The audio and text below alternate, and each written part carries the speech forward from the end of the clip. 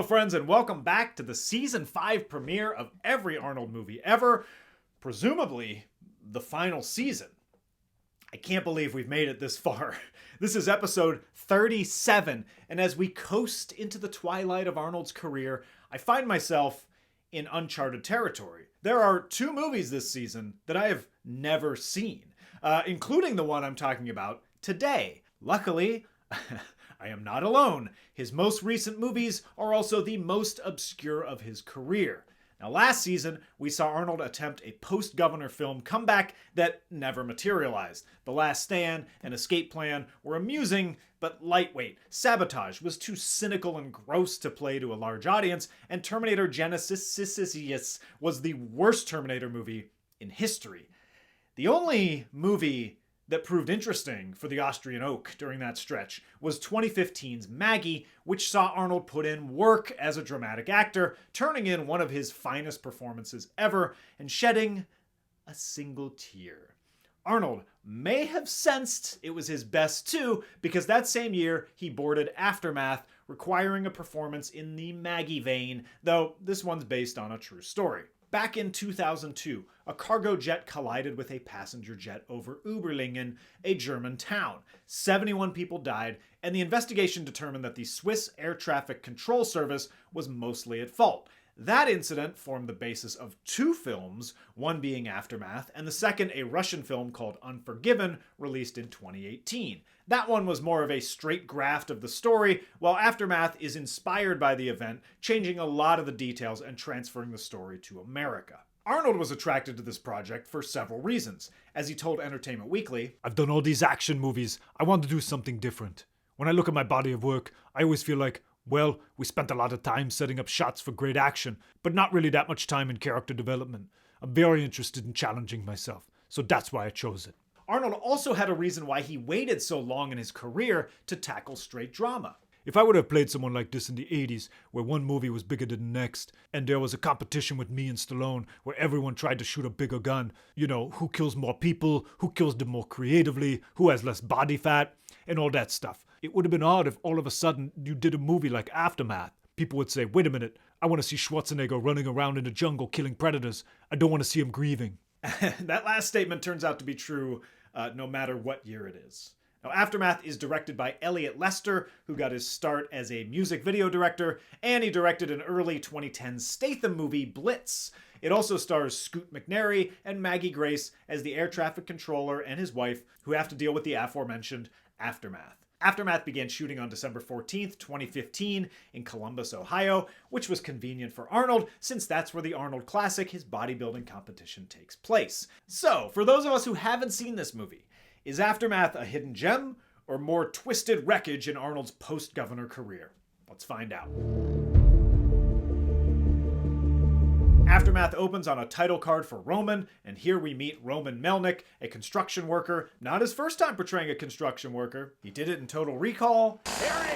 He pretended to be a construction worker in The Running Man, and he was an actual construction worker in real life before he made it big. His boss lets him get off work early to prepare for his family, who's flying in from Russia. I have the whole house decked out.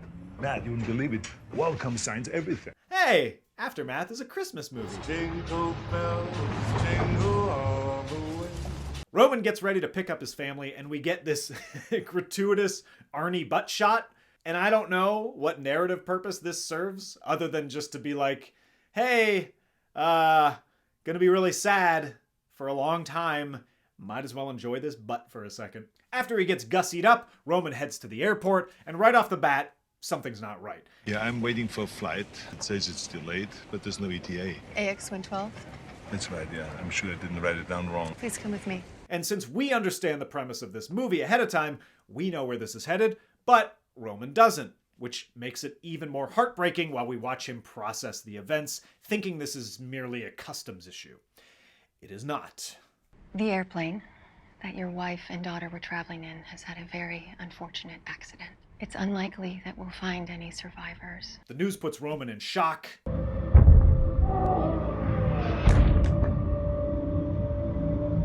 And the following scenes are reminiscent of Collateral Damage, where we see Roman process what happened to his family. And just a side note, it is wild that there's an Arnold movie I've never seen before. It's a fun little random gift like that butt shot from earlier. We then meet Jacob, his wife, and his son. Jacob's an air traffic controller, and we're now given a different point of view on what happened. Jacob's coworker dips out. What do we got? Well, we gotta get a snack. And leaves Jacob alone to work the tower. In addition to being alone, some of the phone lines are also down because of maintenance. Hello? So Jacob is now juggling 2 different flights, trying to get them to different elevations, and the tension mounts here in a slow burn, playing out entirely in the tower and on the radar. Our only indication that something bad has happened is these 2 little dots disappearing. And just watching those 2 dots get closer together, there is a tension. I don't know. I don't think it's as tension-filled as if we saw the 2 planes actually collide. X112. But there is tension there because you're then extrapolating what happened and using your imagination, and maybe that's far worse. Jacob is sent to the bowels of the airport, where the gravity of the situation finally hits him. Oh my god, how many people are dead? Listen to me. Jake. Roman returns home, the saddest homecoming ever. He's watching the news with a liquor bottle nearby, and he gets a call from Eve Sanders, the woman who broke the news to him earlier. She suggests he go to the family support center, but Roman's gonna be a little bit busy. He instead shows up at the crash site and joins the cleanup crew search party. He doesn't say who he is, so he's able to walk amongst the wreckage, and there's belongings and bodies everywhere. It's very sad. Roman coincidentally finds a pearl necklace that belonged to his daughter. Oh man, what could be sadder than that? Actually, Aftermath has an answer. Nadia. His actual daughter. I mean, Jesus. Okay. And then look at this shot. Good Lord. Arnold is definitely pushing the limits of his acting abilities in these scenes for sure. We check in on Jacob, whose house has been slightly remodeled. Roman goes to visit his family at the cemetery because, of course, and he hangs out so long that he gets kicked out. He's starting to make a habit of it. I'm sorry, man, but every time you spend the night out here, I get in trouble. Maybe he should have gone to that family support center. Meanwhile, Jacob's keeping busy. He catches up on his favorite programs. He takes up cooking. Okay. Hey, what are you doing? It's raw. Yeah, maybe he should talk to someone too. Roman also takes up a few healthy hobbies, like watching old home movies of his daughter receiving the necklace he found at the crash site, which I suppose is better than him rewatching videos of his wife getting tortured and sabotage, but like, not by much. Nice sweater though. Kind of inspired my ensemble for today. A journalist shows up to tell him she's writing a book about the story and wants to interview him. She leaves him with some articles, and then we spend a lot of time watching Roman in darkened rooms. And even when his boss shows up for a wellness check, Roman is just still stuck in that grief. Are you feeling any better? No. Over on Jacob's side, his wife and kid are leaving him because he's a terrible cook. So he goes gun shopping. It feels like we missed a scene here where his paranoia was getting the best of him. We just jumped from him being like, I don't know what to do, to like, I know, I'll get a gun. And as is becoming about 90% of this movie, we watch a character joylessly watch TV, which I'm just going to assume is a meta commentary on how people feel watching Aftermath. He eventually returns to work and is offered psychological help, finally, but really it seems like they're trying to sweep him under the rug. In order to guarantee your safety, it may be in your best interest if you were to consider making a change. It's another city, another home, another name. Another life. I would suggest making a few changes to that house, though, before putting it on the market. In a parallel scene, Roman meets with the airline's lawyers, who reveal that Roman is suing them by himself and hasn't joined the other families in accepting their settlement offer. So they try to squash the lawsuit by offering him a measly $160,000 in total. Roman, though, rejects the offer and instead wants something very simple. I would like for someone to say that they're sorry for killing my family. And while this movie has been pretty grounded thus far, this scene gives us this cartoonish lawyer with slicked hair who is just outrageously shitty to this poor innocent guy who lost his family. Let me explain this to you a little more simply. $160,000 is a lot of money. Someone in your position shouldn't turn down such an offer. I want to punch this guy's face right off. And I hope Roman does too, but it's not that kind of movie, even though this guy is definitely from that kind of movie. Look at this photo. Roman rejects the offer, and we do get this really great acting moment from Arnold. Look at it! Jacob finally talks to his psychologist, but really, he just wants more medication, and then Roman does more reminiscing, and Jesus, at this point, this movie needs to pick up the pace. Like, I can only wallow in grief and paranoia for so long. Roman and Jacob agree, and both contemplate suicide. Just as it seems Roman's going to jump off of this building, we cut to 1 year later, and there's a bit of a sleight of hand where you think, it's Roman's funeral, but actually it's a memorial for the crash victims. Another grieving widow approaches Roman and shares his sad story. And then Roman provides some inspiration. You will find something that will help you get out of bed. Be patient. Seems like he's in a better place now. We then catch up with Jacob, who's now Pat Dealbert, a great fake name. He's now a travel agent living in a sad apartment several floors up.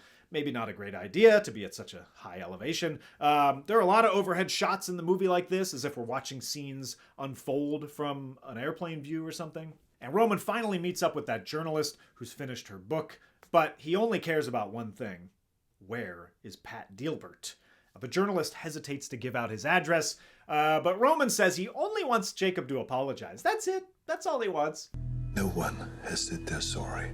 No one. She gives him the address and also seems to understand the implications of what she's doing. And then the movie finally starts to march towards its second big collision. But not just yet. First, Jacob's wife and son come for a visit, and things seem to have improved over the last year. His cooking for one, but still got that gun. Jacob wants his family to move back in, but she's not ready. Probably a good idea. The guy doesn't even have a bed frame. Also, there's that loose gun lying around. Back at the motel, Roman's clearly not over his blind rage. I love you. I love you. I'm a little worried about this guy. Maybe he should just head home and... Oh, never mind. We've reached our big showdown. Look at this photo. This is my family. Things don't go well. I'm gonna call the police if you don't leave. My son is in here. No one had apologized. You killed them. It was an accident, okay?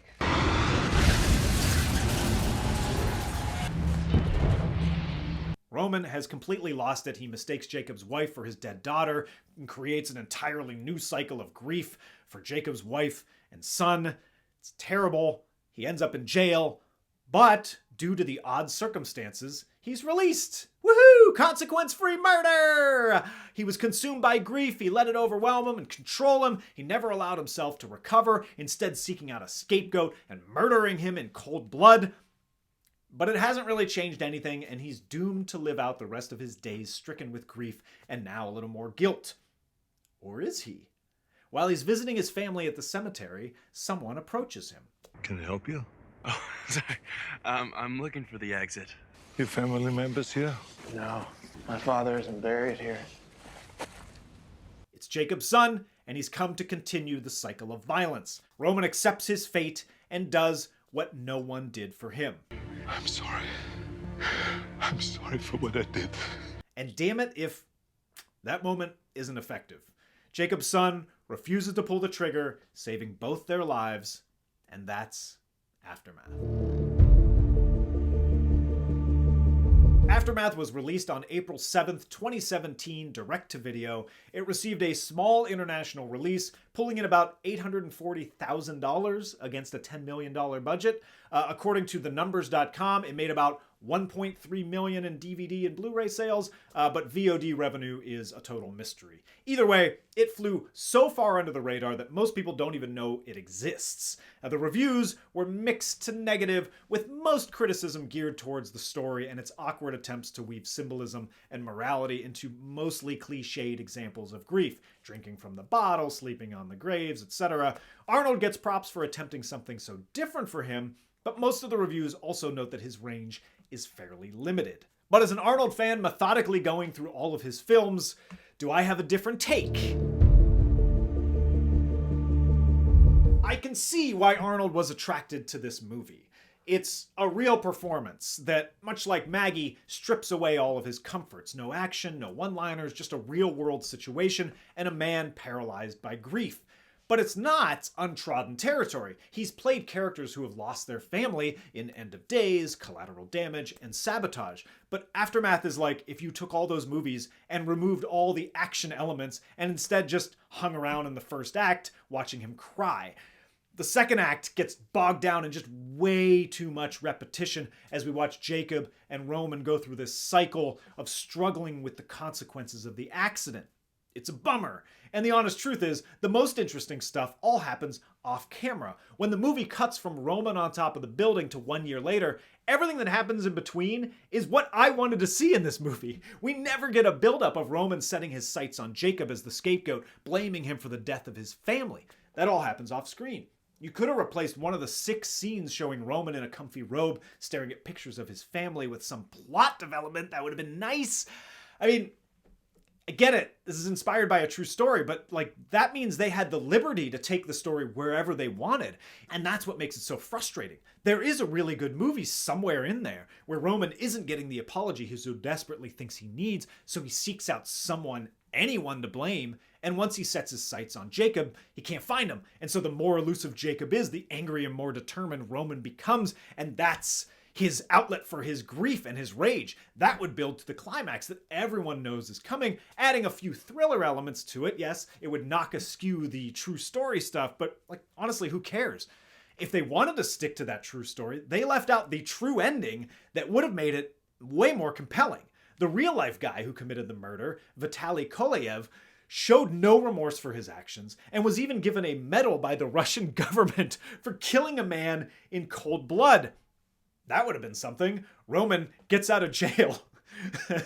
The whole of Columbus, Ohio throws a parade for him. He feels validated and finally he's able to move on. And then suddenly Jacob's son targets him right then and there. That would open up an entirely new conversation about how we treat vigilante justice. But now I'm just trying to push it to be something it isn't. And that's my fault. But there are positives in this movie. The last 10 minutes are very effective. The confrontation between the two is compelling, a testament to Arnold's performance. Also, Scoot McNairy's performance is really good too. He does a lot of the heavy lifting in a much showier performance than Arnold, particularly when he finds out the details of what happened. Arnold plays it all a bit more in shock. A lot of it is internalized. It's very much in line with the Maggie performance, but even Maggie had a genre bent to it with zombies. Here, it's too grounded in reality, too repetitive. And there's also a disconnect. We're watching him grieve people we've never met. We don't know their relationship the way we saw his relationship with Maggie. And as far as the morality, Roman is an innocent character who lets his grief turn into an obsession that we don't really see. Jacob is partially to blame, but he's also a victim of circumstances. His coworker left him alone to work the tower. Both those characters suffer. I think we're supposed to empathize with both of them, but that's hard to do when we're conditioned to see Arnold as the hero. Jacob spirals out of control, and by the time he course corrects, it's just too late. But I can't discount the emotions I felt at the end of the movie. If you haven't seen it and you're an Arnold completionist, it is worth seeing. Even then, though, this is a one-and-done movie. It's something you will never watch a second time. For everyone else interested in seeing dramatic Arnold, I would recommend watching Maggie instead. All right, let's get to the stats. Acting chops. 6. I love when Arnold takes risks in dramas, but his performance here is too understated and all the development happens off screen, making it feel a bit one note. Kill count, just that one, for a total of 732. Catchphrase, again, this is not one of those movies, so I'll just go with his cute little butt. And here are the every Arnold movie ever rankings. 33, Hercules in New York. 32, The Villain. 31, Red Sonja. 30, Stay Hungry. 29, Terminator Genesis. 28, Aftermath. I put it slightly below Batman and Robin because if given an ultimatum between the two, I'd probably choose Batman and Robin because Arnold is just having so much more fun there and it makes it a much more enjoyable viewing experience even if the movie is dog shit. And the rest remain unchanged. Next up, Arnold returns to comedy for the first time in 20 years. Unfortunately, comedy does not return the favor. It's Killing Gunther. See you then.